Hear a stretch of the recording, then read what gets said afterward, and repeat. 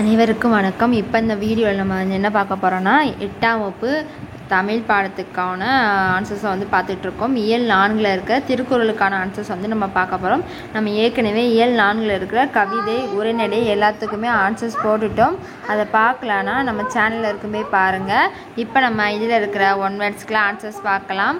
Page number 89 பக்கம் கொடுத்துருக்காங்க. சரியான விடையை தேர்ந்தெடுத்து எழுதுக. ஃபர்ஸ்ட் கொஸ்டின், அரசரை அவரது டேஸ் காப்பாற்றும். ஆன்சர் குற்றமற்ற ஆட்சி. அடுத்து ரெண்டாவது கொஸ்டின் பாருங்கள். அடுத்து ரெண்டாவது, சொல்வளவும் நட்பண்பும் உடையவர்கள் தாம் பேசும் டேஸ் தகுதி அறிந்து பேச வேண்டும். ஆன்சர் அவையின்.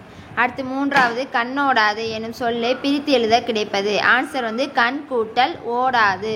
அடுத்து நான்காவது, கசடற என்னும் சொல்லை பிரித்து எழுத கிடைப்பது. ஆன்சர் கசடு கூட்டல் அற. அடுத்து ஐந்தாவது, என்று கூட்டல் 5 சேர்த்தெழுத கிடைப்பது. ஆன்சர் என்றாய்ந்து. அடுத்து குருவினா, நன்மையே தரும் செயலை ஒருவரிடம் ஒப்படைக்கும் வழியாது. ஆன்சர் 88ஆம் பக்கம் இருக்குது. முதல் எல்லா கொஸ்டினுக்குமே நீங்கள் பேஜ் நம்பர் போட்டுக்கோங்க. முதல் கொஸ்டின் 88, ரெண்டாவது கொஸ்டின் 88 தான். அடுத்து மூணாவது கொஸ்டினும் அதே 88ஆம் பக்கம் தான் இருக்குது. நாலாவது கொஸ்டின் 89ஆம் பக்கம் இருக்குது. ஐந்தாவது கொஸ்டினும் 89ஆம் பக்கம் இருக்குது. இப்போ நம்ம ஒவ்வொரு கொஸ்டினுக்காக ஆன்சர்ஸ் பார்க்கலாம். ஃபஸ்ட்டு 88ஆம் பக்கம் எடுத்துக்கோங்க. முதல் கொஸ்டினுக்கான ஆன்சர் பார்த்தீங்கன்னா அது இருக்குது பாருங்கள். இச்செயலை இந்த வகையால் இவர் செய்து முடிப்பார் என்று ஆராய்ந்து அச்செயலை அவரிடம் ஒப்படைக்க வேண்டும். அது முதல் கொஸ்டினுக்கான ஆன்சர். அதுக்கடுத்து அந்த இது கீழேயே பார்த்தீங்கன்னா ஒரு பொருள் கொடுத்துருக்காங்களா, அதுதான் இரண்டாவது கொஸ்டினுக்கான ஆன்சர்.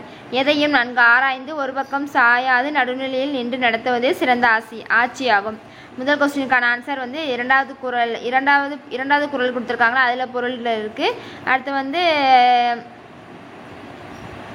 அடுத்து பார்த்தீங்கன்னா நம்ம மூணாவது கொஸ்டினுக்கான ஆன்சர் அடுத்த 88ஆம் பக்கம் தான் இருக்குது. அஞ்சாவது குறள் கொடுத்துருக்காங்க பார்த்தீங்களா, அஞ்சாவது குறளில் பொருள் கொடுத்துருக்காங்க பாருங்கள். அந்த 2 லைனையும் குறிச்சிக்கோங்க. ஒருவர் செய்த குற்றத்தின் இருக்கா, அதுலேருந்து அரசனின் கடமையாகும் வரைக்கும் குறிச்சிக்கோங்க. அடுத்து 89ஆம் பக்கம் அடுத்த பக்கம் எடுத்துக்கோங்க. அதில் 7வது குறள் கொடுத்துருக்காங்களா, 7வது குறளில் இருக்க பொருள் குறிச்சிக்கோங்க. அந்த 2 லைனையும் குறிச்சிக்கோங்க. கேட்பவரை தன்மையப்படுத்தும் கேளாதவரை கேட்க தோன்றுவதும் சிறந்த சொல்லாற்றின் இயல்பாகும். அது 4வது கொஸ்டினுக்கான ஆன்சர். அதே பேஜில் கீழே நமக்கு ஒரு பாக்ஸ் கொடுத்துருப்பாங்க பாருங்கள். அந்த பாக்ஸ் எடுத்துக்கோங்க. சொற்பொருள் பின்வரும் நிலை அணின்னு இருக்கா, அதில் அந்த ரெண்டு இது கொடுத்துருக்காங்க பாருங்கள். அது ஃபுல்லாத்தையும் குறிச்சிக்கோங்க. 5வது கொஸ்டினுக்கான ஆன்சர் அந்த பேரா ஃபுல்லாத்தையும் குறிச்சிக்கோங்க. சொற்பொருள் பின்வரும் நிலை அணி கொடுத்துருக்காங்க பார்த்தீங்களா, அது கீழே இருக்க அந்த 4 லைனையும் குறிச்சிக்கோங்க. 5வது கொஸ்டினுக்கான ஆன்சர். அடுத்து நம்ம பின்னாடி பார்த்தீங்கன்னா பின்வரும் நிகழ்வுக்கு பொருத்தமான திருக்குறளை தேர்ந்தெடுக்க சொல்லி கொடுத்துருக்காங்க.